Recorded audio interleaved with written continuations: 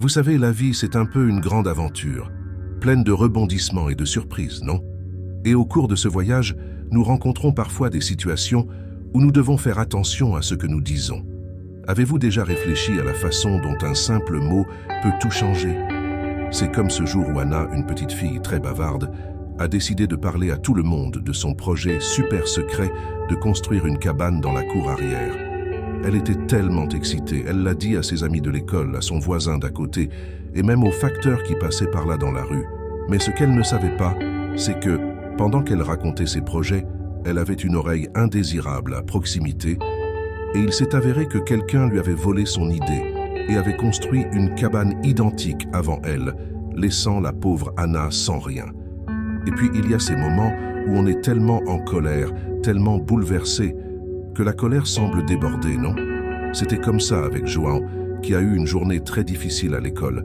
Il s'est fait gronder par le professeur, s'est battu avec son meilleur ami, et une fois rentré à la maison, il a fini par rejeter toute sa frustration sur ses parents, en disant des mots durs et en blessant ceux qu'il aimait le plus. C'est dans ces moments-là que nous devons nous souvenir de la leçon de Zénon, un ancien sage qui décide que nous devrions écouter 2 fois plus que parler.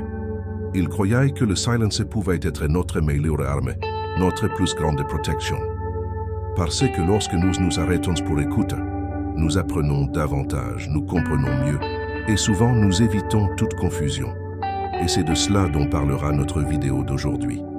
Découvrons ensemble comment grandir en silence, comment apprendre à contrôler nos paroles pour construire une vie plus apaisée et pleine de sagesse.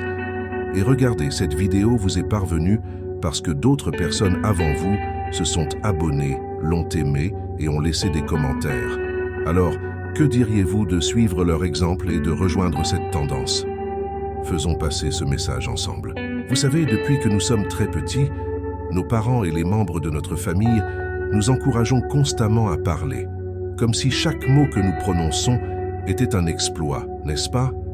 Mais ce que peu de gens réalisent, c'est que le silence a aussi un incroyable pouvoir de communication. Écoutez, imaginez que le silence soit comme une cape de super-héros que l'on peut porter. Cela révèle des choses très importantes sur qui nous sommes, nos intentions, et même à quel point nous respectons les autres et le monde qui nous entoure. Parfois, le simple fait de se taire plus l'attention que de parler sans arrêt. Et lorsque nous apprenons à échanger le désir de parler contre le désir d'écouter, c'est comme si nous ouvrons une porte secrète pour grandir et devenir une meilleure personne. C'est comme si nous avions acquis un super pouvoir, et nous pouvons utiliser ce super pouvoir dans nos amitiés et dans toutes nos relations, vous savez? Imaginez maintenant cette histoire. Nous avons Carlos et Alex, 2 vendeurs qui travaillent dans un magazine. Carlos fait partie de ces personnes qui, lorsqu'un client entre, se met à parler sans arrêt et à proposer des réductions avant même que le client ne le demande. Mais parfois, se laisse le client un peu confus, vous savez, parfois, cela lui fait même abandonner l'achat. Oh, vous comprenez tous les deux l'histoire d'Alex, c'est incroyable. Il est tout simplement passé maître dans l'art de vendre, vous savez. Mais ce n'est pas de la manière traditionnelle que vous pensez, non. C'est un secret, une manière privée de faire les choses. Alors, lorsqu'un client arrive au magazine, Alex ne s'enfuit pas immédiatement en parlant sans arrêt, non. Il s'arrête et prend une profonde inspiration et, savez-vous ce qu'il fait? Il écoute, c'est exact. Il prête son attention à ce que le client a à dire. Et pas seulement ça, il pose beaucoup de questions intelligentes. Du genre qui semble magique, vous savez? Il s'agit de comprendre exactement ce dont le client a besoin. Et puis, seulement après avoir tout compris, il propose exactement ce qui convient à chacun. Et tu veux savoir, c'est ainsi qu'il conclut beaucoup de transactions. Et voici le plus important. Ce n'est pas seulement pour vendre des choses, non. C'est une leçon que personne ne peut emporter avec nous pour le reste de notre vie. Vous savez que dire « moins c'est plus », alors c'est tout. Parfois, c'est plus important que parler. Et puis, quand on apprend à faire ça, la vie devient beaucoup plus facile. Envoyez un exercice sympa offert aujourd'hui, alors pensez à 3 situations ces derniers jours où vous pouvez garder la bouche fermée sans avoir d'ennui. Parfois, trop parler peut nous générer, n'est-ce pas? Et vous connaissez la chose la plus cool. C'est une compétence que nous pouvons développer. tout comme nous nous entraînons pour être bons dans quelque chose. Alex n'est pas né comme ça, non. Il a pratiqué et appris à écouter plus qu'à parler. Et devine quoi? C'était un expert en la matière. Mais écoutez, il ne s'agit pas seulement de rester silencieux tout le temps, non. Le secret est de trouver l'équilibre, tu sais. C'est comme une télécommande pour nos réactions. Vous ne pouvez pas exagérer ou en dire trop. Il faut connaître le bon moment pour agir et parler. Et c'est ainsi que nous devenons plus sages, sachant quand c'est le bon moment pour parler et quand il vaut mieux simplement écouter. Et Alex? Eh bien, il est dans cette ambiance depuis un moment maintenant et regardez, il est en train de la tuer. Il était une fois un secret qui transformait les gens ordinaires en véritables maîtres de la communication. Ce secret ne fait pas appel à la magie, mais plutôt à une technique puissante appelée ancrage. Imaginez une ancre, cette chose qui maintient un bateau en place. Imaginez maintenant une ancre qui retient nos paroles et nous aide à être plus sages. Cool, pensez à quelqu'un qui a peur des cafards. Rien qu'entendre ce mot vous fait trembler, non? C'est parce que la personne associe les cafards à une grande peur. Mais bon, cela arrive aussi avec de bonnes choses. Par exemple, si vous aimez le chocolat, rien que d'y penser vous met l'eau à la bouche, n'est-ce pas? Passons maintenant à la magie de l'ancrage. Tout d'abord, choisissez votre encre. Il peut s'agir d'un bracelet ou même d'un post-it sur l'écran de votre téléphone portable. Chaque fois que vous la regardez, n'oubliez pas de rester immobile. De cette façon, votre cerveau comprend qu'il est temps de parler moins et d'écouter davantage. Et lorsque vous discutez et que vous réalisez que vous parlez trop, n'oubliez pas le présentateur. Cela vous aidera à faire une pause, à respirer profondément et à écouter davantage. Et tout ça est ce qui est cool. Découvrez que le silence est aussi un puissant moyen de communiquer. Quand on parle moins, nos paroles prennent plus de valeur, plus de poids. C'est incroyable de voir à quel point nous pouvons apprendre autant simplement en écoutant davantage. Oh, et n'oubliez pas, le silence est comme notre langue maternelle, alors apprenons à l'utiliser. Et un dernier conseil, gardez vos projets pour vous. Cette envie de tout dire à tout le monde, mieux vaut tenir bon. Les psychologues ont découvert que ceux qui en disent trop sur leurs projets sont moins susceptibles de les réaliser. Alors, vous savez, moins de paroles et plus d'action. Vous savez, Marc Aurèle n'était pas seulement un empereur romain, mais aussi un philosophe stoïcien, un de ceux qui nous enseignent des choses vraiment sympas. Il a dit que nous ne devrions pas faire confiance à tout le monde sans savoir, au préalable si la personne est vraiment digne de confiance. C'est comme quand on ne croit pas à toutes les histoires qu'ils nous racontent tous ça. Il s'agit d'être attentif. Maintenant, quand nous disons à tout le monde nos projets, cela peut nous faire tourner la tête, vous savez. Parfois, il y a des gens qui ne s'en rendent même pas compte, mais qui finissent par jeter de l'eau froide sur nos rêves. Cela peut être critique, décourageant ou même pointer du doigt nos défauts de manière plutôt agaçante. Nous commençons alors à nous demander si nous sommes sur la bonne voie et si nos projets sont même réalisables. Mais savez-vous ce qui est le plus fou? Si nous gardons nos projets secrets, personne ne pourra les ruiner. Sénèque, qui était aussi un philosophe stoïcien, en a beaucoup parlé. Il a dit qu'il était très important de choisir avec soin avec qui nous partageons nos rêves. Après tout, qu'un véritable ami est celui qui vibre de notre bonheur et à qui on peut faire confiance les yeux fermés. Mais bien sûr, tout le monde n'est pas comme ça, n'est-ce pas? Nous devons donc rester à l'écoute et ne révéler nos secrets à personne qui se présente à nous. Vous savez, parfois c'est comme si la vie était un grand spectacle, plein de moments incroyables et de victoires à célébrer, n'est-ce pas? Comme lorsque nous réalisons un rêve ou réalisons un accomplissement que nous désirons tant. Mais écoutez, il n'est pas toujours judicieux de le dire à tout le monde, comme s'il s'agissait d'une nouvelle d'actualité. Après tout, vos victoires parleront d'elles-mêmes le moment venu et alors tout le monde les saura. Il est donc important de choisir soigneusement à qui vous dites ces choses spéciales. Ce sont ces personnes qui vous soutiennent véritablement, qui vous encouragent à aller plus loin et qui partagent véritablement votre joie. Ces gens méritent d'entendre leurs rêves et leurs célébrations. Une autre chose très intéressante est de garder son avis. Avez-vous déjà entendu parler du stoïcisme? C'est une philosophie vraiment cool qui nous apprend à voir les choses d'une manière différente, vous savez. Parfois, c'est comme si nous avions un super pouvoir pour décider quand il est préférable de garder le silence et de ne pas nous impliquer dans des questions qui ne nous concernent pas. Marc Aurèle, un empereur très sage, avait l'habitude de dire que chaque minute que nous passons à nous soucier de la vie des autres est une minute que nous pourrions utiliser pour prendre soin de notre propre vie et grandir en tant que personne. Cela s'applique non seulement aux conversations idiotes, mais aussi à nos relations les plus proches. Ainsi, chaque fois que nous donnons un avis sur ce que notre frère devrait faire ou sur la couleur de la voiture de notre voisin, nous gaspillons de l'énergie pour rien.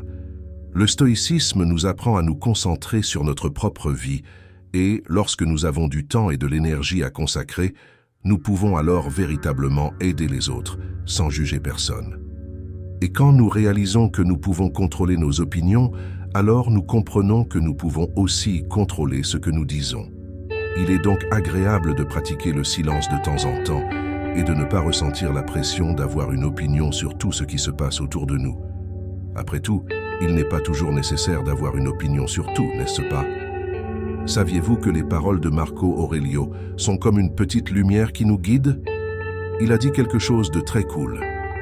Nous pouvons choisir de ne pas avoir d'opinion sur tout et de ne pas laisser les choses nous affecter, parce que tout n'a pas le pouvoir de changer ce que nous pensons. Trop, non? Trop. Vous savez, il y a des moments où nous devons choisir avec soin qui écoutera nos pensées. Les gens qui posent la question ne sont pas toujours vraiment intéressés ou n'ont pas toujours besoin de savoir ce que nous pensons. Parfois, ils veulent juste parler et parler, sans même penser à ce qu'ils disent.